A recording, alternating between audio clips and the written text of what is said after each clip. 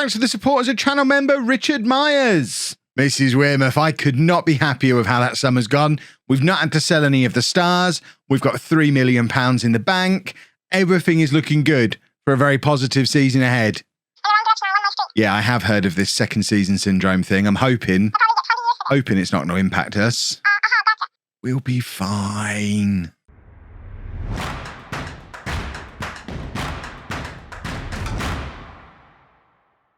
Hello and welcome to part 59 of Homegrown. I'm Kevin. Coming up on today's episode, we have our first two games of the new championship season for you. We're away against Ipswich and at home against Bristol Rovers. If you missed the transfer special from a couple of days ago, you missed a good one. We've brought in some very talented young players.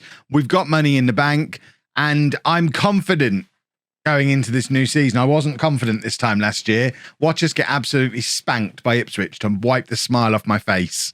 This is the team that is going out there for the first day of the new season. We're going with Williams in goal, a back four of Hall, Davies, Charles and Brereton, Curry and Hodgkinson in midfield, Hamilton and Hughes out wide, Cannon and Jessup up front. Jessup's not fully fit. He picked up a knock earlier in pre-season, but he's probably ready to start. Renan not fit to play, though. He picked up a knock a little bit later in pre-season whilst we were beating Liverpool under 23s. And he might even be fit for the second game. He's certainly not fit for this one, though. So we're going into it without Renan. Let's see how good we are without our superstar Northern Irish Brazilian. It does give opportunities potentially for someone like Connor Roberts to come off the bench and make an impression, because he is higher up the pecking order today than he would have been ordinarily if we'd have had our full first choice 11 intact, and especially with Jessup not fully fit. And Pritchard, the only other striker on the bench, Roberts has got a very good chance to make an impact if he gets when he gets the opportunity to come on in this game. He'll probably be on for Jessup at some point fairly early in the second half. We're hoping Jessup can come on, grab himself a couple of goals, start as he means to go on, and then we can worry about his fitness afterwards. Micah Hamilton is lurking, trying to slot it through to Troy Cannon, who hits I don't know if that's a save or if it's come back off the... It looks like it hit into the joint between the post and the crossbar, and it just kind of bounced back, spinning at an awkward angle. Could have gone anywhere, and unfortunately didn't end up bouncing back over the line. It remains 0-0, and it's Ipswich now with a goal kick, which Shay Charles heads forward to Troy Cannon, and it's now Hughes trying to get something going on this right-hand side. Cross comes in, looking for Jessup, I think, but it's headed clear by the Ipswich defender, and now we need to cut off this counter-attack before it gets any further. Then on the right-hand side now, or our right-hand side, Brereton defends comfortably, though, and now we've got the chance to counter their counter. Hamilton looking for Hughes, but Hughes is no Renan, and that's going to be the review of him constantly until we give up on Renan as a right midfielder and move him over to the left. Hughes is forever going to be compared to the man who is just special when he plays in his role, and it's not fair on Hughes because he's a very good player as well. And long term, I still expect Hughes on the right, Renan on the left to be the thing that we actually end up doing. The other important thing about having Connor Roberts lurking around the first team squad now as well as being a natural striker, he's a natural attacking midfielder.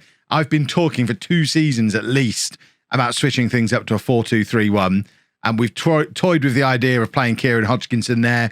We've tried him in midfield. We've tried him up front. I think Roberts might be the one. He's an actual natural attacking midfielder, which Hodgkinson isn't. And I think Roberts, if he's as good as I hope he is, could form part of a very fancy attacking midfield front three, which can then play behind Jessup or Cannon or Beerith or Pritchard or whoever ends up playing up front that day.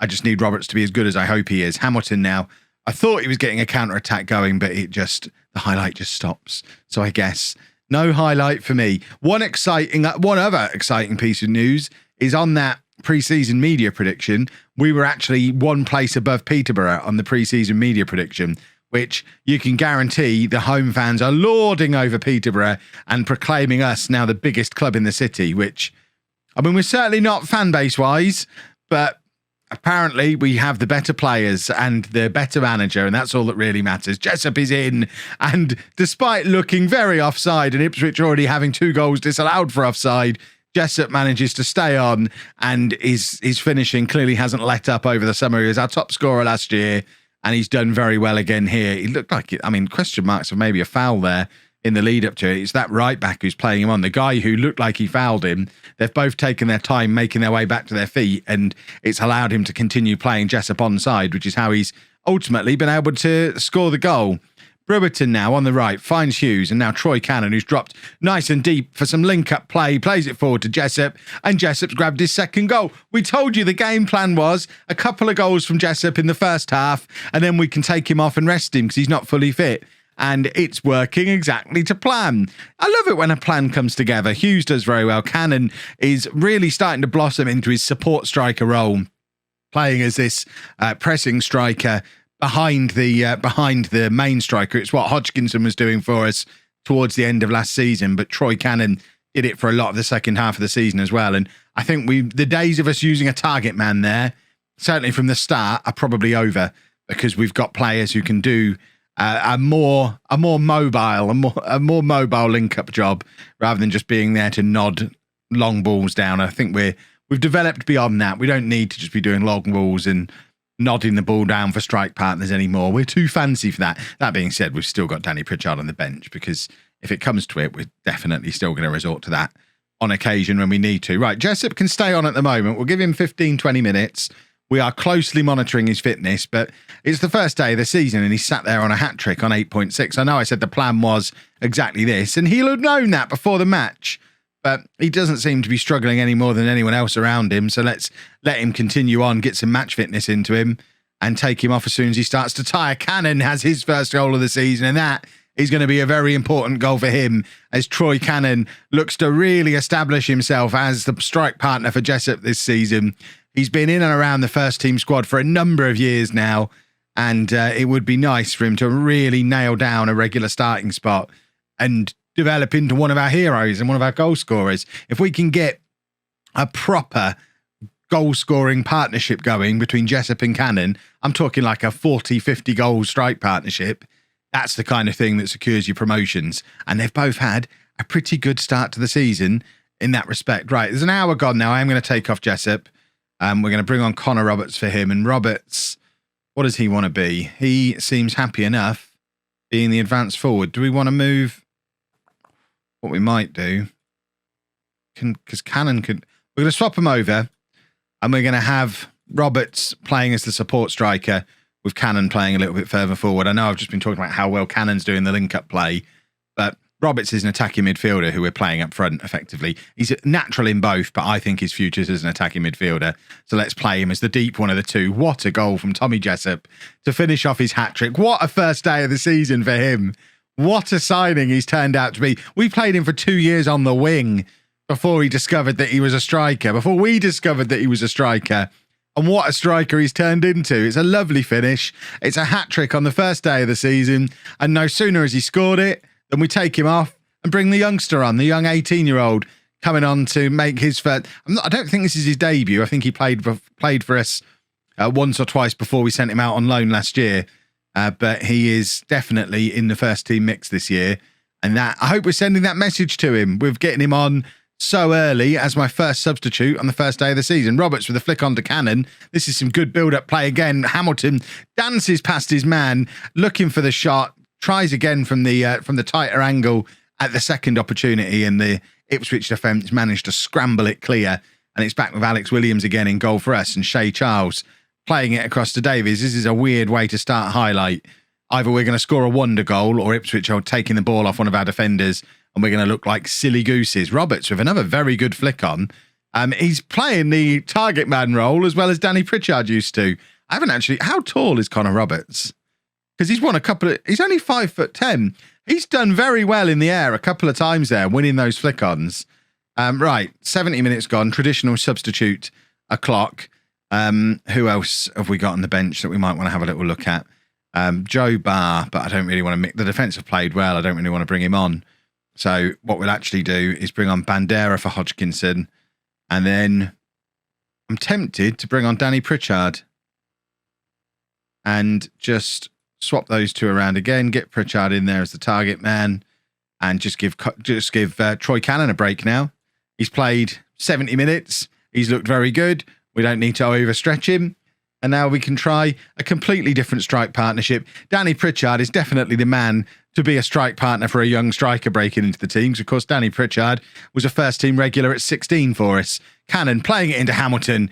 A good shot from him that is pushed over the crossbar by the Ipswich goalkeeper, and we've got a corner, and this is Danny Pritchard territory, and somehow we don't even get to see it as a highlight. What nonsense is this? Still 4-1 as we enter the final 12 minutes of the game. It's been a long one. There's a lot of highlights in this game. It's been all action, but thankfully most of the action has gone in our favour. Hamilton with the ball over the top, looking for Roberts. The real icing on the cake now would be a goal for Connor Roberts, because that really sets him off and running for the season in the way we already have with Jessup and Cannon. That is a useful finish. It's 4-2 with 12 minutes left. Surely we're not letting Ipswich back into this game. Surely not. Let's just assume that's not happening. If they do score again, then we'll worry a little bit. Curry with the free kick, playing it forward to Shea Charles. Oh, I thought he'd grabbed the fifth. And the goalkeeper does very well to just tip it up onto the crossbar. Now it's Brewerton looking to deliver the long throw, looking for Connor Roberts. And we do have the goal from Connor Roberts. There's your icing on the cake. It's Ipswich 2, Holme 5. This could not have gone any better when it comes to getting games into the players that needed games, getting experience into the ones that need experience. And Connor Roberts is the latest one off the Holme production line to make an impact for us in the first team. We did it this early last season with Renan, and I think we've got a regular first team contributor there in the shape of Connor Roberts. The sad thing is it probably does spell the end for Micah Beereth, but what are you going to do? You got to keep bringing the youngsters through. Beereth's been an excellent servant, but it might just be the end for him now. So after that performance against Ipswich, no changes for the game against Bristol Rovers. Bristol Rovers were one of the teams that were right up there with us, fighting for a playoff spot last year. They missed out right at the end, just like we did. So we know they're a good side, but we also just saw how well we played in that last game. So fingers crossed, if we can play as well as we did again against this start. I've just almost unscrewed my microphone and taken it off. And while that's happening, Harrison Davies has just scored his first goal of the season. Such a threat from set pieces, Harrison Davies. And he's picked it up exactly where he left off last season. Finished last season with double figures for goals. I think 12 goals in all competitions last year. Almost, I would wager that all 12 of them were headers from a set piece of some kind. And he's just done it again there. And as of right now, we're top of the championship, which is a very nice place to be. Although we were still in the playoff hunt until the last couple of matches of the season last year, we never really spent any time up in the top six. I think we were there very briefly at this stage of last season. And from then on, we pretty much spent the entire season bouncing around between 7th and 10th place. Davies has just hit the post again there. Like I said, quite the threat from set pieces.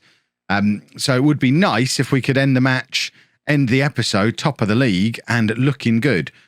So we need to make sure we don't mess this up. Hughes playing it all the way back to Williams. And remember, this is without our star attacking threat. Although I guess you could argue Jessup might actually be that. Renan's our most talented, exciting prospect, but Jessup is the closest thing we've got to a finished article when it comes to the attack. Curry playing it across to Charles, and now Hodgkinson back to Curry again. Jessup to Cannon. This is some nice passing here. Hughes has come in on the overlap and really should have scored there. I keep mentioning Renan because he's so important to us, and you got to believe Renan scores there. He needs to get fit again quick. Curry with the free kick this time. Can't find Davies, and the Bristol Rovers goalkeeper collects it rather comfortably. But the highlights continuing. Hall has not really dealt with that very well. He's headed it out towards the one Bristol Rovers player who was in space. It's about the worst header he could have done. Curry does brilliantly, though, tracking back, winning the ball off him. Bearing in mind, Curry's the central midfielder, and he's gone back in there, covering it right back as part of that move.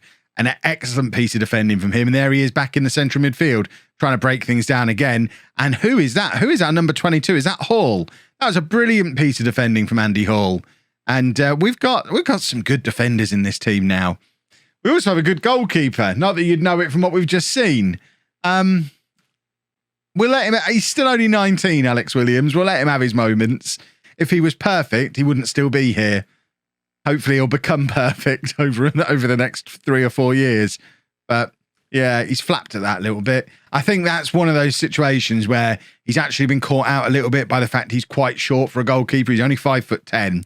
It is the one The one downside to Williams as a goalkeeper, if he was 6'4", he'd be in the Premier League already. But at 5'10", there is going to be the odd occasion, like what we've just seen there, where what looks like a relatively straightforward situation to deal with leads to a goal because the ball just kind of looped over the top of him, whereas a taller goalkeeper hits him in the face. So not ideal. But Curry wins the ball back in midfield, and now Jessup has got space to run into and fires the shot where he's looking to actually float that over the goalkeeper again, when it would have made more sense just to drill that towards that far post, the bottom far corner. If he just hits it hard and aims there, I think we probably go 2-1 up. But Jessup, as we've seen many times before, and as we see by the fact he has almost as many assists as he does goals, Jessup likes to be fancy. And sometimes I'd just like him to be a little bit more straightforward. But that's what Troy Cannon gives us. Cannon is very straightforward, and that's why they complement each other well. Bristol Rovers very nearly going ahead there. It's a similar opportunity to what they scored from. Cross coming in that Williams is a little bit caught out on, and luckily this time we're saved by the crossbar. We've got tiring players as well. Curry's been everywhere today, but he's now shattered. So we're going to take him off. We're also going to take off Hamilton and bring on Roberts, and we're going to take off Cannon and bring on Pritchard. And we're just going to shuffle things around a little bit. We're going to stick Jessup out onto the left-hand side. Roberts is going to go up front. And then we're gonna make him the playmaker, and then he can go into a box-to-box midfielder role to try and get him forward a little bit more. And hopefully this can give us the breakthrough. If we can grab another goal for Roberts, in fact, we need to make Pritchard the target man as well. I can't imagine Danny Pritchard playing as a pressing forward. I don't know how effective that would be, but this is one of those situations where we need that set piece for Danny Pritchard to show us why it's so important to have that plan B available. Bristol Rovers have had one shot on target in the entire game and scored from it. If they score again from their second one, I'll be furious. And it is a Bristol Rovers attack, and we need to deal with this and get the ball back up the other end pronto. I was looking for a win today, not, I thought we'd give it away a penalty. We are defending desperately, and Williams does keep hold of this one. There you go. That's their second shot on target. We didn't concede. We're going to go attack him for the final 5 minutes. We're going to try and win this game. We're the home side. We've got to be a little bit more positive-minded this season. Last year, we spent 3/4 of the season just trying to avoid relegation. This year, we are looking to get promoted. And there's Tommy Jessup, and he's ready to play in the Premier League. A 4th goal of the season for him. It's 2-1 on 86 minutes. We've dropped straight back to a positive mentality. We never actually changed to attacking, I don't think, but I'm going to claim the credit for it regardless. They knew that's what we were changing towards, and they played accordingly. And we've gone 2-1 up, and Blackburn, the rascals, have gone above us. But other than that, that championship table is looking very handsome as we come to the end of the second game of the season. We have a 100% start to the season. We're not thinking in terms of relegation this year. This year, we are getting into those playoffs. This time next year, we'll be playing in the Premier League. That's the plan. Tomorrow's episode will be back somewhere around here. West Ham's quite an interesting game. I think they've just got relegated from the Premier League. So that's a big game playing against West Ham. So we might come back for West Ham, or maybe Peterborough, McDonald's. There's a few options for us. And we'll play a half dozen or so games and see where we end up. But importantly, good start to the season, and Renan will be back tomorrow. If you've enjoyed that, please make sure you leave a nice big thumbs up on there for me. Subscribe to the channel for daily Football Manager videos. And thank you very much for watching.